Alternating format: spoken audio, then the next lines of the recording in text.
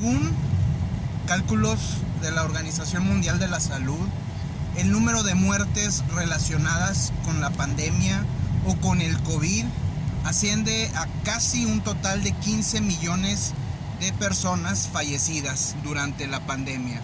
No necesariamente fallecidas de COVID, pero sí fallecidas de temas relacionados con el COVID, incluido personas que se dejaron de atender y por lo tanto fallecieron debido a que el sistema de salud estaba de alguna manera colapsado. ¿Qué quiere decir esto? Hay gente que fue a atenderse por otros males, no fue atendida. Hay gente que desistió de ir al hospital por el miedo a contagiarse y por eso se complicó su situación de salud y falleció. Y según los cálculos de la Organización Mundial de la Salud, estamos hablando de 15 millones de personas. La pandemia comenzó o empezamos a saber de ella en diciembre del 2019. Ya se hizo un tema prácticamente público en enero del 2020 y para febrero, marzo de ese mismo año prácticamente ya la pandemia había llegado a México. En México pues obviamente es uno de los países que registró el mayor número de muertes a nivel mundial, estuvo entre los primeros. Obviamente estuvo Estados Unidos, estuvo Rusia, estuvo la India, estuvo Brasil y por ahí unos lugares más abajo estuvo México en niveles de mortandad o de letalidad por el tema del COVID. Realmente nos pegó. Realmente el tema de cómo se manejó la vacunación por parte del gobierno, en la cual antes de las elecciones medias se disparó de alguna forma los programas de gobierno de vacunación y luego se empezaron a dejar. Al día de hoy siguen sin hacerse un programa masivo a nivel nacional de vacunación para los niños. Solamente se han vacunado adultos y el porcentaje anda más o menos en la mitad de mexicanos que han recibido las 2 dosis. La gran mayoría apenas recibió 1, muchos han recibido 2. Olvídate de que gran parte de la población haya recibido esa tercera vacuna. Entonces los programas de vacunación dejaron mucho que desear. Realmente nunca hubo medidas de confinamiento.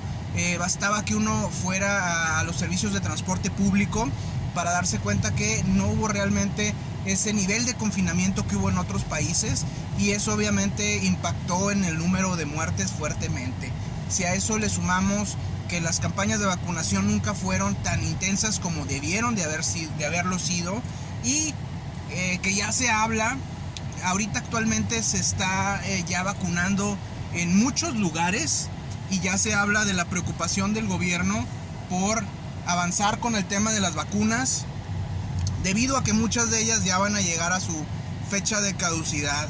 Imagínense el hecho de pensar que millones de vacunas se pudieron haber caducado en alguna bodega y por negligencia del gobierno, por falta de impulso para las campañas de vacunación.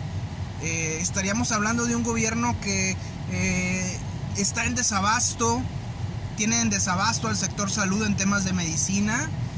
Niega las vacunas a los niños.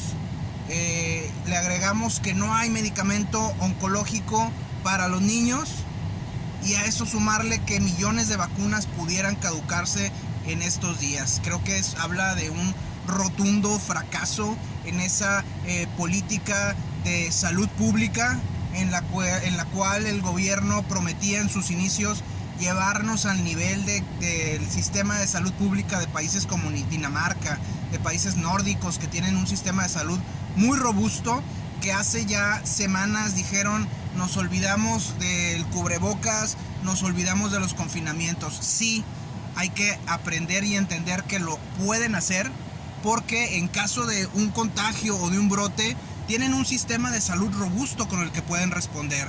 Pensar que México está en las mismas condiciones para empezar a eliminar todas las medidas contra el COVID y que se va a poder responder a un rebrote, obviamente ahí se está muy equivocado y se expone mucho al país, a la población en general, a un riesgo de un rebrote masivo. Nuestro país no cuenta con ese sistema robusto de atención a la salud pública.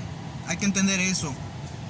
Hay que entender que no se hizo lo que se debió haber hecho. Hubo muchos muertos en México que se pudieron haber evitado con una campaña eficiente de vacunación, que no hubo, y que probablemente en los días siguientes nos estemos dando cuenta que muchas de estas vacunas se quedaron en las bodegas, muchas de estas vacunas pudieron haber salvado vidas y por la ineptitud del gobierno se van a caducar, y se sumaron muertes a las 15 millones que está reportando la Organización Mundial de la Salud.